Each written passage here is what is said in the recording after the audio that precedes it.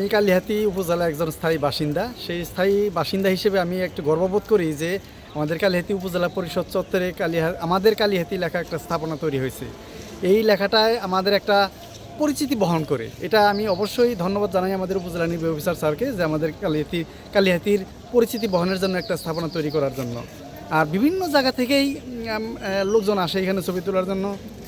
বিভিন্ন সেলফি নেয়, অনেকেই ছবি উঠায় এবং এটা ফেসবুকেও বিভিন্নভাবে প্রচার হচ্ছে। আমাদের কালিহাতীর এটা প্রচারের জন্য অন্যতম একটা মাধ্যম।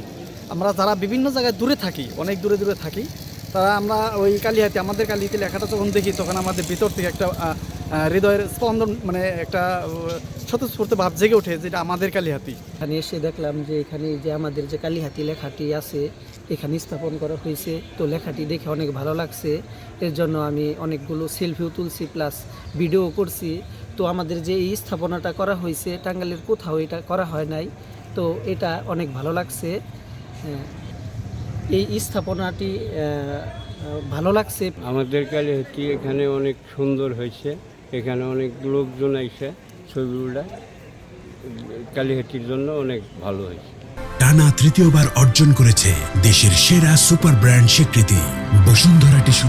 কালিহাতী উপজেলা পরিষদ চত্বরে দৃষ্টিনন্দন আমাদের কালিহাতী কর্নার স্থাপন করা হয়েছে, যেখানে কালিহাতীর বিভিন্ন এলাকার মানুষজন ঘুরতে আসেন এবং তারা বেশ আনন্দের সঙ্গে সেখানে বিভিন্ন ধরনের ছবি তোলেন। এবং একই সঙ্গে উপজেলা পরিষদ চত্বরে দৃষ্টিনন্দন লাইটিং করা হয়েছে, যেটাকে আমরা দৃষ্টিনন্দন আলোকায়ন হিসেবে আখ্যায়িত করি।